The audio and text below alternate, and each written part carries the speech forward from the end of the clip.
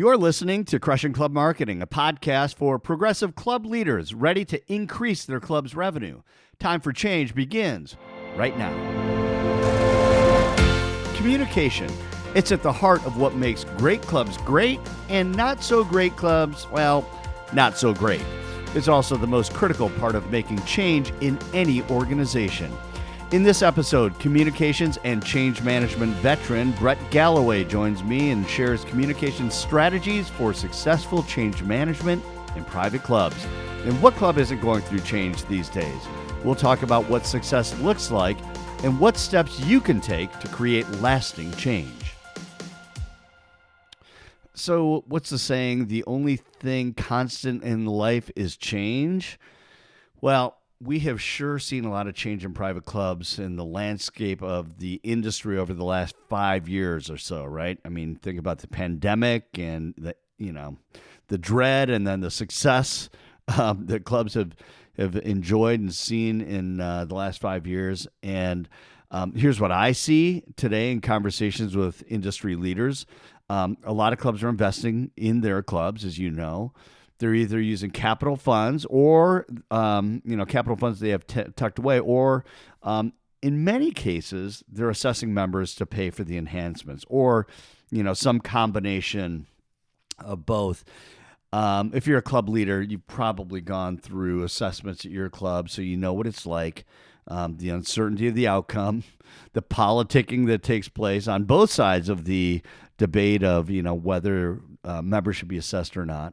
In many cases, clubs don't have a game plan or a strategy for how to present and, more importantly, how to position the messaging of a proposed assessment. You can do surveys, you can do town hall meetings, you can do focus groups, but when you're asking members to spend more of their hard-earned money, you got to have a lockdown communication plan that's going to ensure that every member knows what's going on and that their questions are being answered. As I've said in a few other episodes, in the absence of information, people tend to make up their own story, and it's usually not good. We always go to the worst place when we hear rumors of things. So we got to get ahead of the story and take control of the message rather than letting the message control, be controlled by the people who are hearing the rumors. And most importantly, when it comes to controlling the message, you have to repeat it over and over and over. The old marketing axiom, well, there's several around this, but one is that you got to tell people 7 times. You got to just continue to repeat messages. And the other is when it comes to things like change, and Bret's going to talk about this in our interview, is tell them what you're going to do, tell them what you're doing, and then tell them what you did. So we'll dive a little bit more deeply into that conversation. Just a quick note about my guest today, Bret Galloway. He is a communications pro. He is the founder of Trestle Advisors, a communications consulting firm that specializes in change management, and he is based in Detroit. He's also had leadership positions in the communications and strategic communications and change management area, in leadership positions in the medical and insurance industries. And so we recently talked about some of the change management issues that haunt private clubs and tactics they can implement to improve club culture and start taking control of their messaging. Bret, thanks so much for joining me. Oh, great, Ed. Thanks. Great to be here. Well, this is a fun discussion for me. I mean, and I think for you as well, as people that see a lot of goofy things in different businesses and organizations, and communication is often the root of this. But maybe for the people who are listening, how do you, when you say change management, what does that mean? What does it mean to you, and why is it important? Well, thanks. And it's a really interesting subject for me. It's somewhat of a passion for me now. I've actually been in the change management game for a long, long time.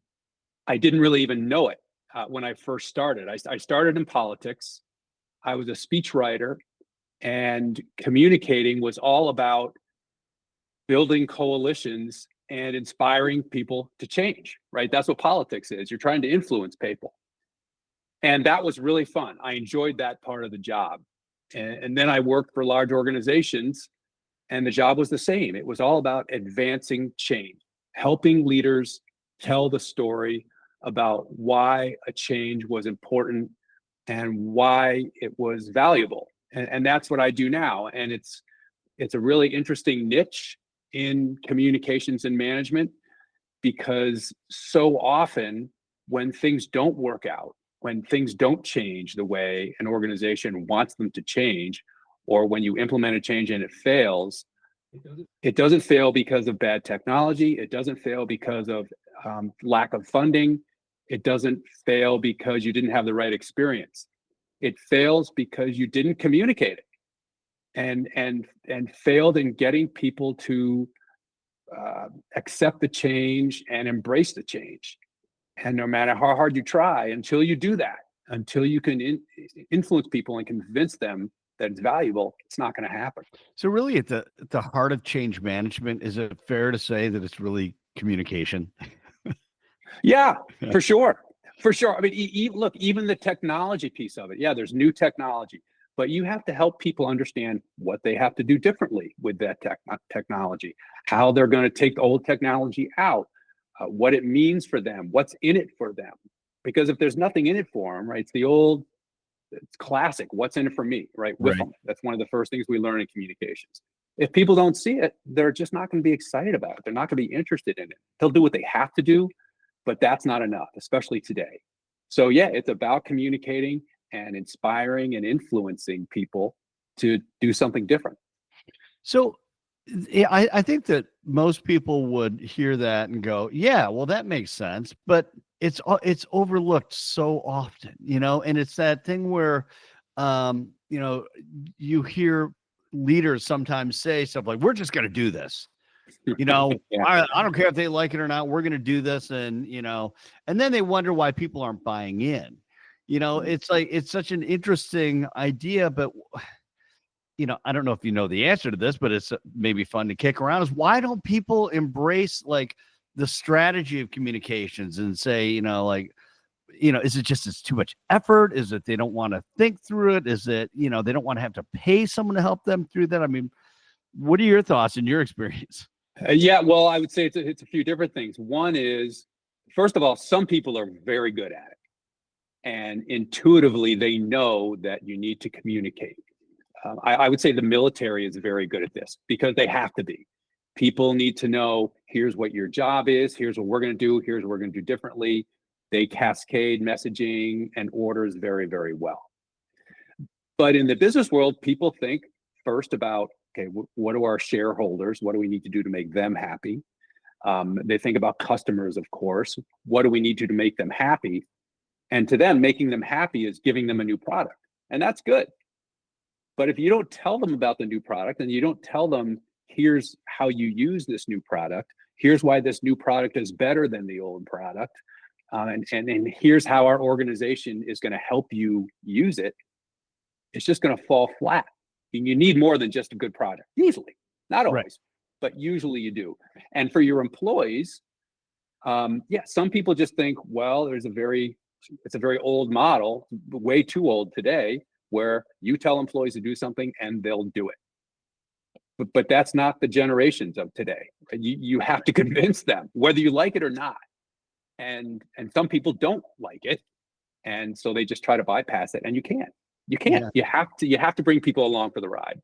Yeah, what you said, at the beginning too, with the military being really good with it, it's alignment, right? Because if you're not aligned, and if everyone doesn't know where we're going, then you're going to lose lives, or people are going to be splintered. And while that sort of might seem like an extreme, that really is what we're trying to do so often. And one of the things that comes to my mind is the idea of controlling the message. I remember when I worked for a larger company, there's this idea like, oh, well, they just want to control the message.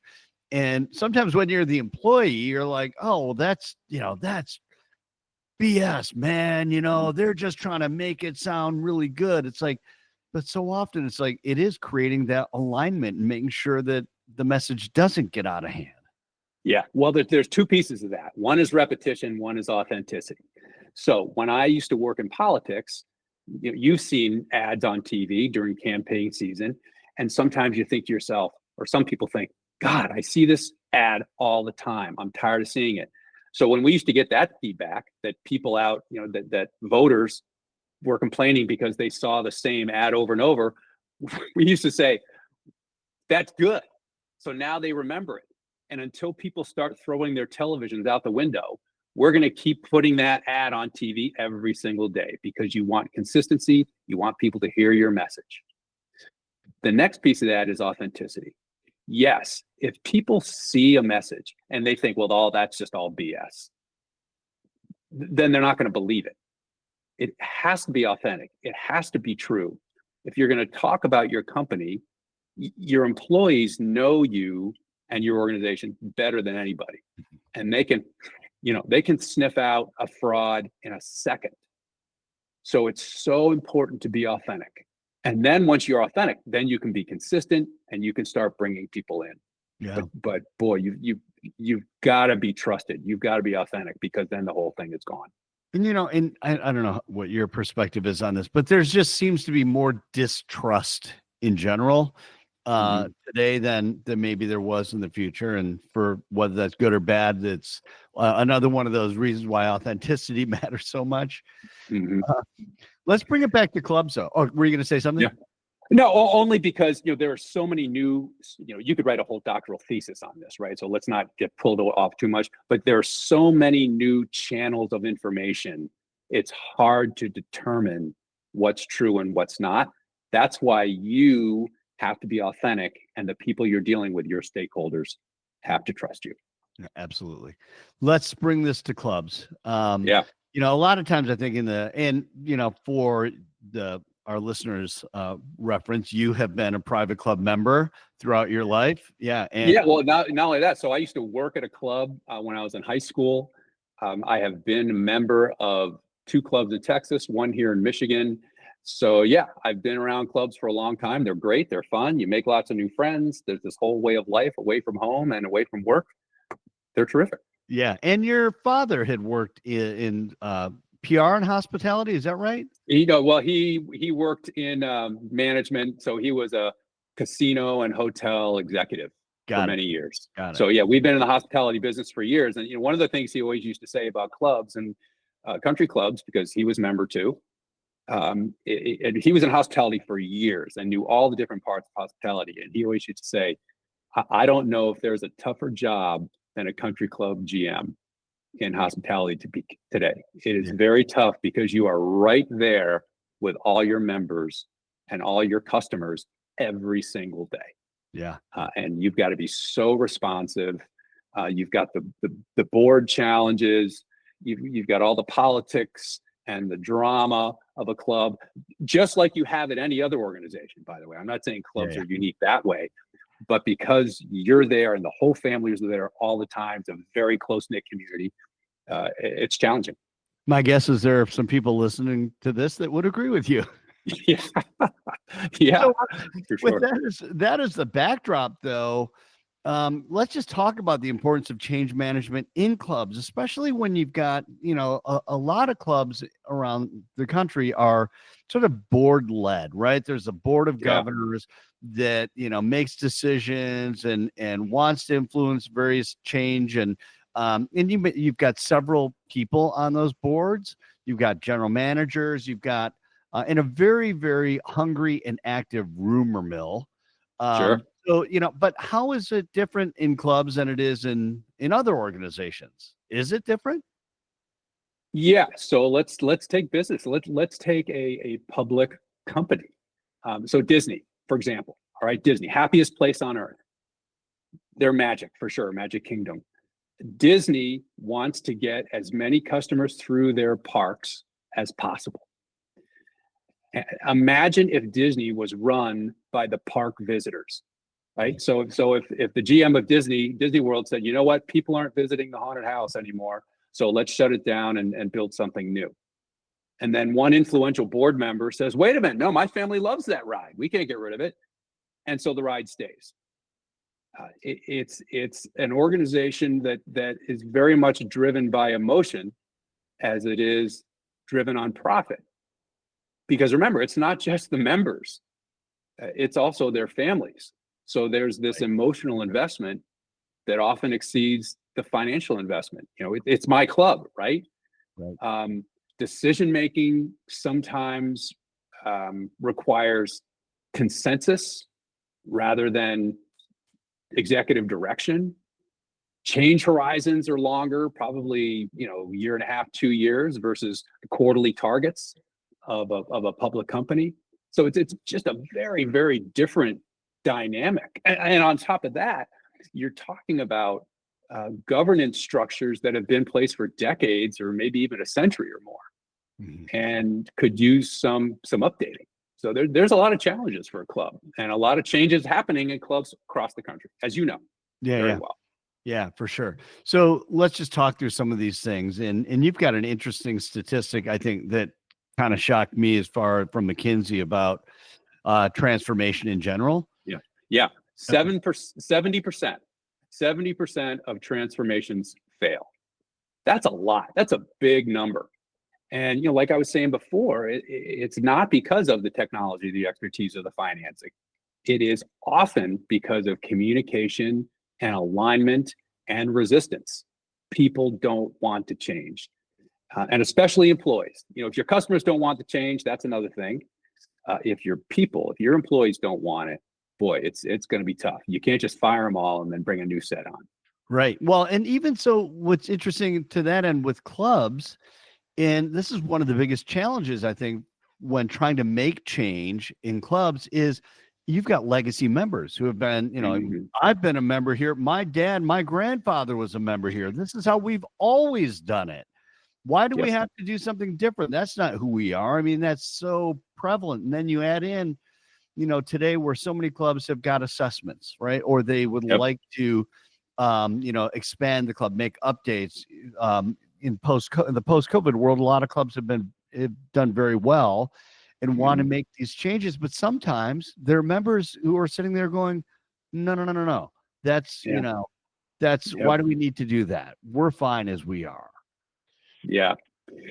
Well, but sometimes that's where you have to step in and you've got to help them see that actually you're not so fine, right? Take a look at our financials. Take a look at how many people, how long is our waiting list to be a club member? I remember when I used to come back to Michigan, my wife's from here, so I come visit, and my father-in-law and brother-in-law would tell me about these years-long waiting lists for clubs.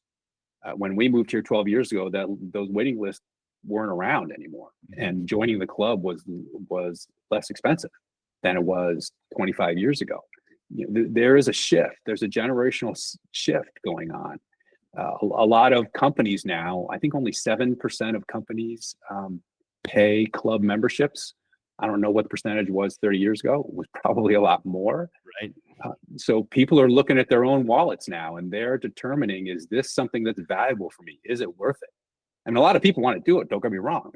Clubs are doing okay, but it's not on a trajectory like this, at least not right now. So you're fighting for this right now if you're a club, and that their clubs are facing dilapidating facilities, and other clubs that have newer facilities and newer courses, or they just built the pickleball courts, what have you. There, just like in most industries, there is a pretty big generational transformation going on, and if you're not ahead, you're behind. So let's talk through that with clubs that are, and we see this quite a bit with the work that we do, is changes or additions or updates to clubs. Sometimes it's it's just basic, like we need a new roof, we need a new air conditioning unit in certain buildings or whatever that may be. And then there are the things that are like, well, we want to put in a resort style pool, or all of which come with some members that are very in favor of it, some that are really opposed to it, board members who might be really excited about it, and some board members who are not. But assuming a board of governors or the club leadership, however that's structured, might be a private owner even, is really wants to move this stuff forward. What are what would, in your mind, like, what would a plan look like? And not to say like in detail, but I think that a lot of times clubs like to move ahead with certain activities to determine feasibility and costs and all that stuff, which gets leaked, for lack of a better term, in the membership. But Sure. when you think about your experience when it comes to some of these types of things, and you've seen it happen, what would be a decent protocol for clubs as far as communicating, and once again, with the ultimate goal of getting the buy-in of the members? Mm-hmm. Yeah, well, first of all, you've got to go out there and talk to people. That's the first thing you have to discern, and that is what's important to people, what's important to the club, what's important to the members, not just the members of today, but the members of tomorrow, and what are people going to enjoy? What are their priorities? You start there, and then you build off of that. You need to continually go back to members and be able to say, your opinion matters. You said this, so we're doing this. Whether that's you want a new pool, you want an updated golf course, you want to make more money, whatever that is, you need to be able to feed back to them, here's your priorities and here's what we're doing to achieve those priorities. And then you do your research, find out how you can make the improvement, what that improvement has to be, and you keep checking in with those members saying, you said these are the improvements you wanted, these are the parameters you put down, here's how we're going to do it. And one of the most important things you could say, I've done a lot of internal communications in my career. There are lots of employee surveys, and one of the questions you'll often see is, or survey questions is, my opinion matters. Critical. So if people know that their input matters, that you were listening, that you're being transparent, and you're keeping them along for the ride, that goes a long, long way, because they can see the value and what's happening the whole time. Right. So that's really interesting. There are a couple parts of that I would just love to hear you break down a little bit more. One is that, like, getting the feedback. At what point in that, like, discovery sort of process are you also trying to cast a vision for or do you even do that at that point? Is it really just about, like, hey, we're thinking about this, or is it, boy, how should that be communicated to members, especially if there's something substantial that's being considered? Well, yeah. I mean, so that's a great point, Ed. So that has to back up. You've got to have your vision for that project, but you also have to have your vision for the club. Right. One of the responsibilities of the board, or if you're more of a CEO-driven club, of the CEO, is establish that vision and that mission. And so everything you do, you hook on the mission every single time. The mission is the golden thread that weaves through all your changes as an organization. You tie it back to the mission, tie it back to the mission. And if you don't like the mission, then you're in the wrong club, because that's what we're all about. Mm-hmm. So then you have your vision for that project. And after you've collected that feedback, then you say, look, this is what we're hearing. Again, this is if you are a board-driven club. If you're a CEO-driven club, then it's the CEO's responsibility to say, hey, here's what I'm seeing around the country. This is what I recommend for the club. This is where we should be going. Mm-hmm. If you're a board-driven club, then you've got to go out there and talk to your members and say, okay, this is what we want. Well, then it looks like what I'm hearing is this is your vision. 2 years from now, this is what you want to see on our golf course, on our pool deck, in our dining room, in the locker room, wherever. This is your vision. And then that vision for that project, it's like that ad for the campaign. You're hammering it all the time. Mm-hmm. People have to continue to remember, here's where we're going. It's like a trip. If you're going on a trip, you want to know where you're going. And how are we going to know when we get there, right? Okay, we're going to go to Denver. And we know we're in Denver when we're right there on Capitol Street in downtown, right? Mm-hmm. How are we going to get there? Okay, well, we're going to take 75 up, and we're going to go across on, whatever roads we're going to take to get there. So that's the path. And we're going to be in Nebraska by such and such a time. We'll be in Denver by such and such a time. So you have your milestones, you've got your target, you know which highways you're going to take to get there, you know what kind of car you're driving.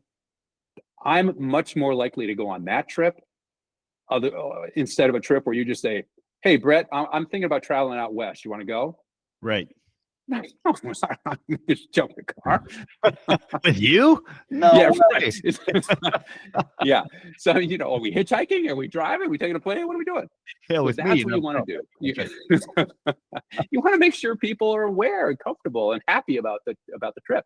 Yeah, the anecdote definitely works, especially when you think about casting the vision. And I don't think you can understate that idea of connecting to the mission statement. Like, what is your mission? And then, someone, whether it's the board, the CEO, is saying, we want to continue to pursue our mission. And in that spirit, these are some things that we've identified, right? Is like things that we may want to consider to do.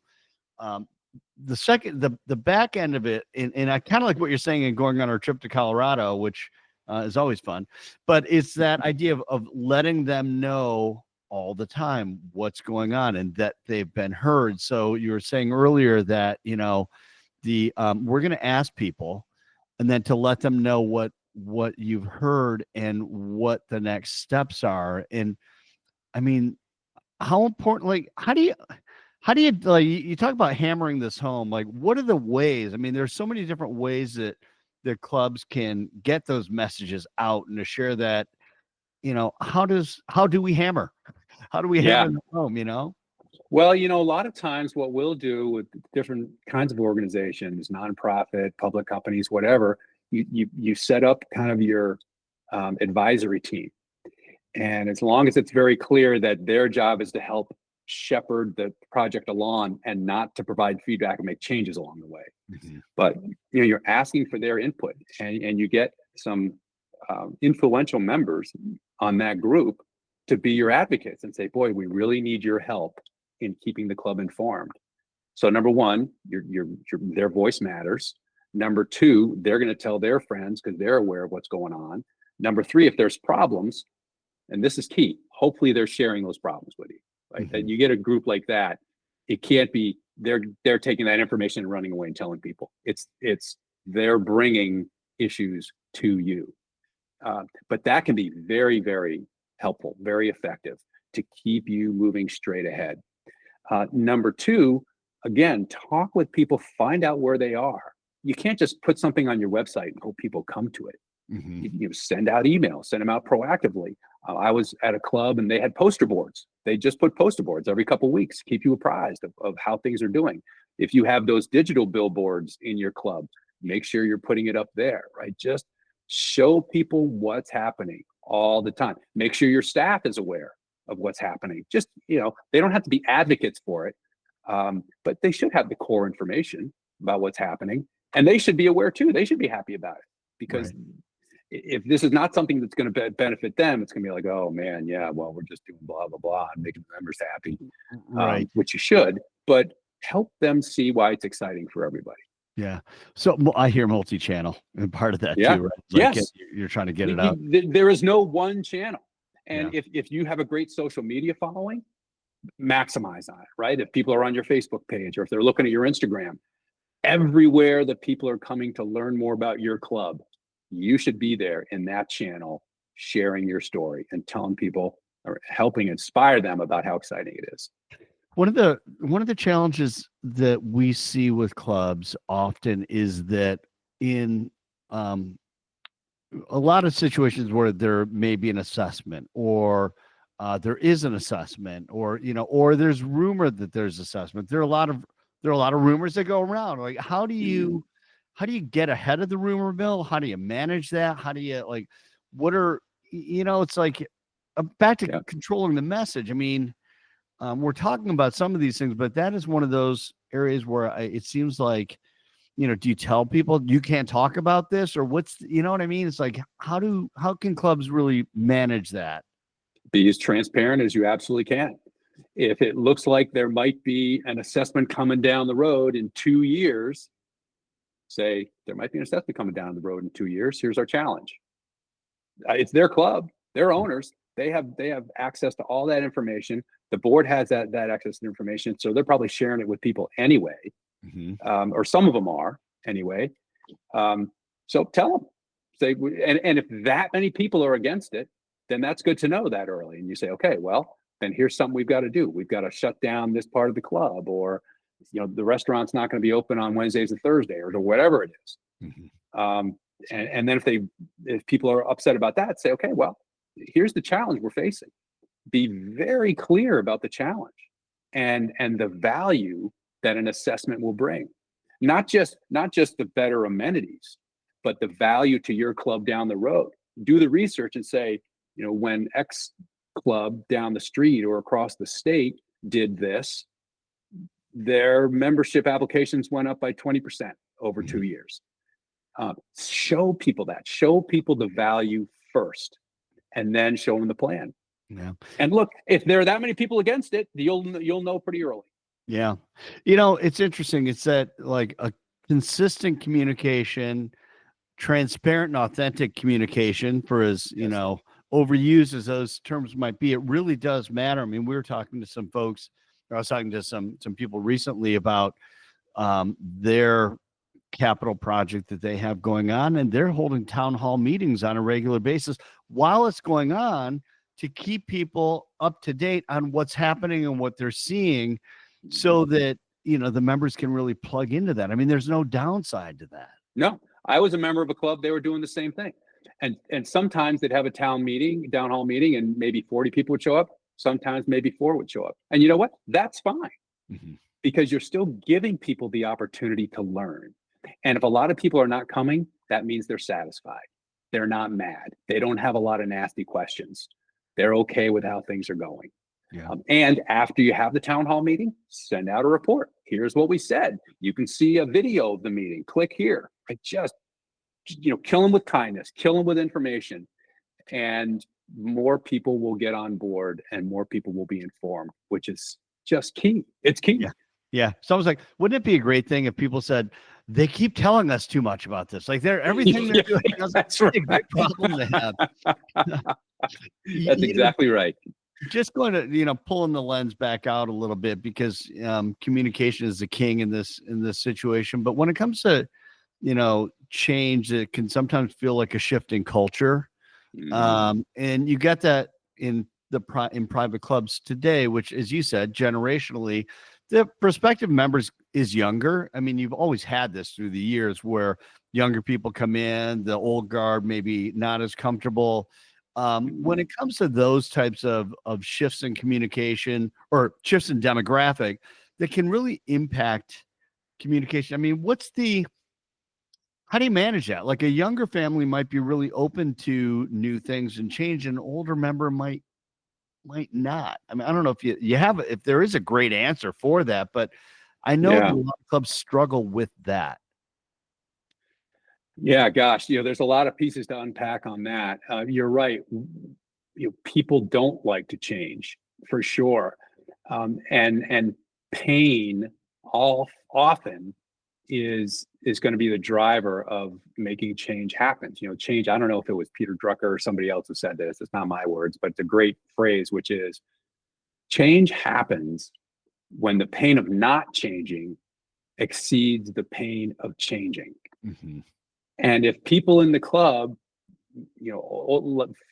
future generation, past generation, whoever, if they see problems that are getting in the way, they'll say, okay, it's time for a change. And it's hard. And that's where it requires a compelling vision. And look, there are going to be people who just don't want to bother. I mean, that's why very often there are kind of later generations that don't want to pay for the new school in the community. That's often where, if you work for a local government, that's where you've got to go in and do a lot of the change management work, when you've got to convince people. Like, look, I don't have kids in school. I don't want my taxes to go up because we can build a new school. Until you tell them, well, your property values will go up and you'll have more people coming downtown because we're a successful young community, and it's a better place for you financially. Oh, okay. Well, good. Then let's talk about that. So that's a critical piece of it. Another is, look, it does go back to the transparency and that compelling vision so people can see where you're going. Right. You said something. I just had to make a note of it really quickly. We're sort of falling back to some of the same principles, Yeah. which makes Yeah. some sense. But Yeah. one of the things you just touched on in the anecdote about the schools is so often we will position change that aligns with the mission. Like, Mhm. oh, this is part of our, which is important. And at the same time, it's so like one of the things that I think we all forget to do sometimes is to say, and what that means to you is, That's right. right? It's like Mhm. we had talked in our company about like, oh, well, we share revenue numbers. We share targets with our team because we want them to know what Denver looks like, Capitol Street on Denver, right?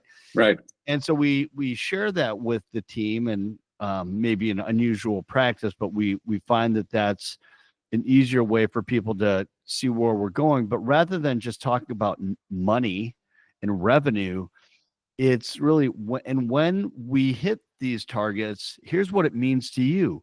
We're going to get new chairs. We're going to have better seats. We're going to stock the refrigerator with food. Right. It's like all Right. those things. And sometimes I think when clubs get in these new things that they want to do, they talk about what they're going to do and what it's going to be, like the amenities, instead of really bringing it home. Like, how important is that in your work to really bring it home that far? Is that necessary? Absolutely necessary. It goes back to that with them. What's in it for me? Right. And you can't just say it.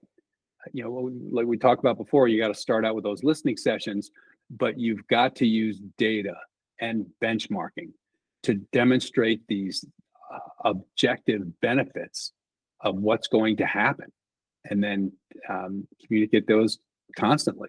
And if there is fear, if there are concerns, address them directly, head on. That's critical. So yeah, there are going to be people who they just don't care. They don't want anything new. And there's always going to be 15% of the population who are 100% for you because they're all about the club and whatever the club wants is right for the club. And there's going to be 15% of the people who are just dead set against everything. Right. They're just going to be grumps and they're not going to want it. So don't worry about them. It's if they're really, really influential people who are on the board, well, then maybe it's a time to change the board members, right? Because sometimes there's nothing you can do. If you've got a group of board members who don't want to change, you can keep trying, but if they're dead set against change, it's not going to change. Your best bet is to just point to the other clubs and say, you know what? That's what happened over at XYZ club over there, and look what happened to them. Right. So if we want to be viable, if we don't want to be the generation that lost the club, we need to change. Yeah. That's so interesting too, though, because there's a little bit of that boiling frog, analogy of like, hey, it's not that bad yet. It's not that bad yet. And then all of a sudden, they're boiling and they're dead, which is, not so good. All right, a couple of more tactical things. I know this is really subjective, but timeline, like, so often, I mean, in the boiling frog situation, a lot of times, leadership will go to any organization when it's really bad, instead of leading up to, instead of casting the vision, instead of all those things. I mean, and just, from I guess, more of an anecdotal perspective, if a club is thinking about making some fairly serious changes to the club, that may, very well will most likely require assessments. How far out in advance do they get with that? Like, is there a timeline for like how long this, they should plan for? I mean, instead of just being really reactive, what's like what would be a reasonable timeline, I guess? Well, for a country club to go through a significant transformation, whether it's a big transformation of your facilities or your governance or something else, or maybe both of them together, you're probably looking at 2 to 3 years. And it's critical to really set expectations that it's a marathon and not a sprint. You've got, you mentioned some of the phase. Okay, so you've got your assessment and your education and your planning. That alone, that's going to be 3 to 6 months. Next is, if it's a governance change, that governance restructuring and role definition. So that's 6 to 12 months. That is pick and shovel work, and it's hard. You can do it. A lot of clubs have done it, and they're the better for it, but it's going to take some time. Then the next is, okay, now we've got to implement. Now we've got to actually make this happen and put the operational alignment in place. That's the 12 to 24 months. Right. Second, and the second year, basically. I'm not saying it's going to take 24 months. It's going to be the second year of that 3-year, and then the final year is really it's the, let's call it the cultural embedding and refinement. And again, like we talked about before, each phase you got to have your milestones. You got to show people that you're making progress. You got to tell them when things are going to happen, or else they're going to say, when's that new pool going to come, or when's that new board going to be in place, or when are we going to hire that new CEO? Well, it says right here. And if the timeline slips, tell people it's slipping and tell people why. As soon as you know it's going to happen. And by the way, give yourself some cushion on all the timelines. Mm-hmm. I remember when I was working years ago, I was working at the Chicago Board of Trade, back when there was Chicago Board of Trade, and we built a new trading floor. And our CEO said, "What's the longest this renovation is going to take?" Somebody said, "The absolute longest won't be any more than a year." He said, "Okay, we're going to tell everybody it's going to take 18 months." Because he knew. Right. He knew you do a big job like that in Chicago, it's going to take longer than people planned. For sure. But sure enough, he got the whole thing done on time, under budget, and people were happy because communications were key. We kept the Chicago Board of Trade was very much like a country club. It was owned by its members. The board was the members, but we had a CEO, not a GM, and he really took the reins and he said, "Here, if you want to do this, here's how we're going to get it done." Mm-hmm. And he did.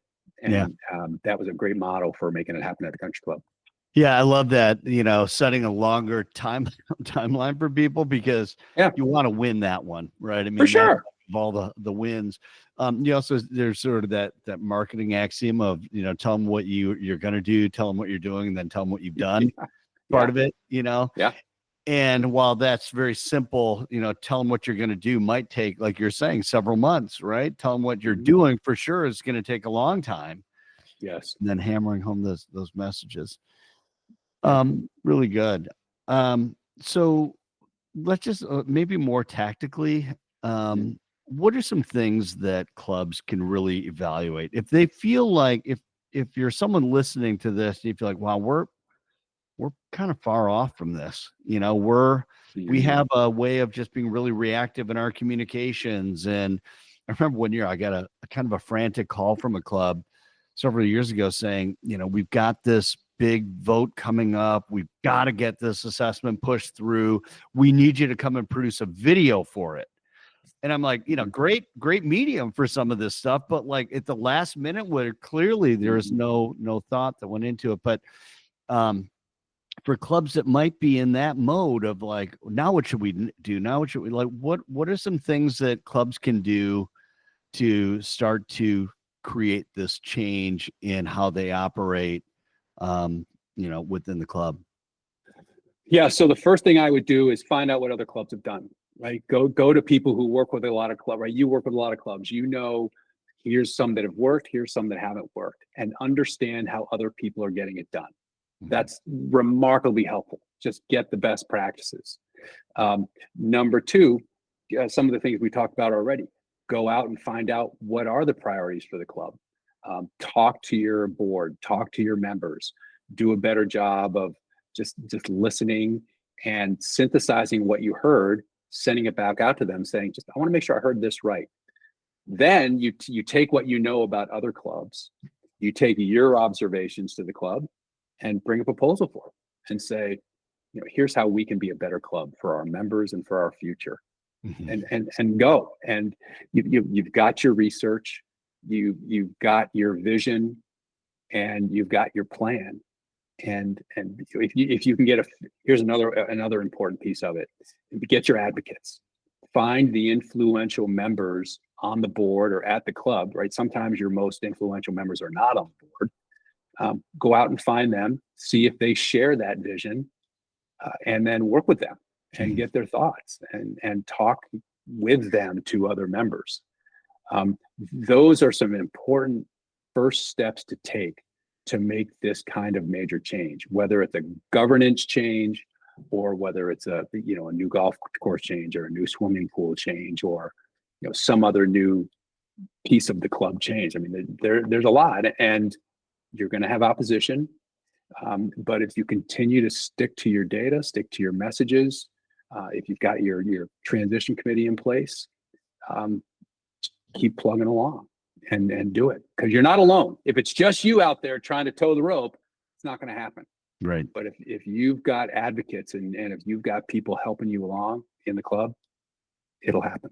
Yeah, it's great. And I appreciate that feedback too, because, and what you're saying is, I mean, there are so many areas that clubs that we've talked to are changing, and whether that's assessment, whether that's governance, whether that's, hey, we're going to move to a different type of leadership model for our club. I think the formula all is really the same. Do your homework, really learn, talk to people.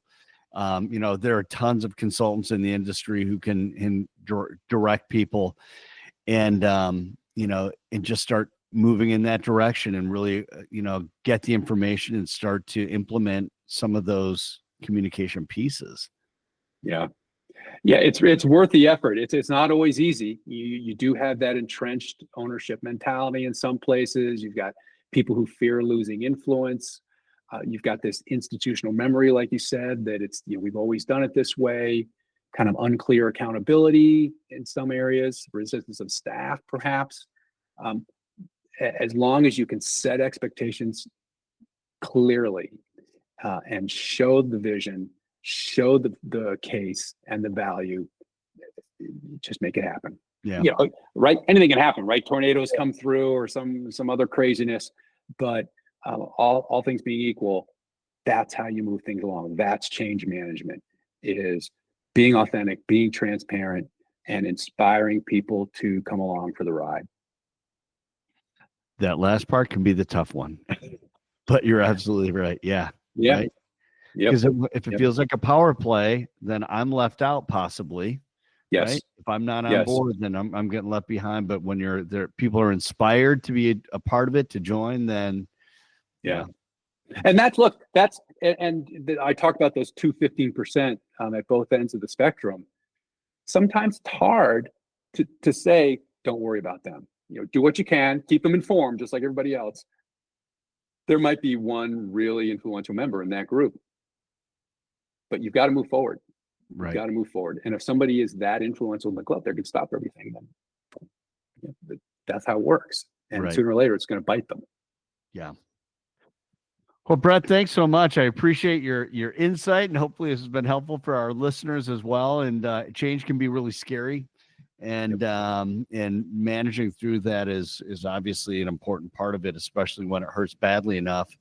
But the idea really is to try to get ahead of this stuff before it becomes really painful. So plan ahead. It can be challenging, but also can be super rewarding, just culturally, financially. And making your members have more fun and have a better place to be when they're away from home and away from work. Yeah. Awesome. Thanks, Brett. You bet. Thanks, Ed. And thank you for listening. If you find episodes like this helpful, be sure to share it and subscribe on whatever podcast platform you're using. Until next time, keep crushing your club marketing.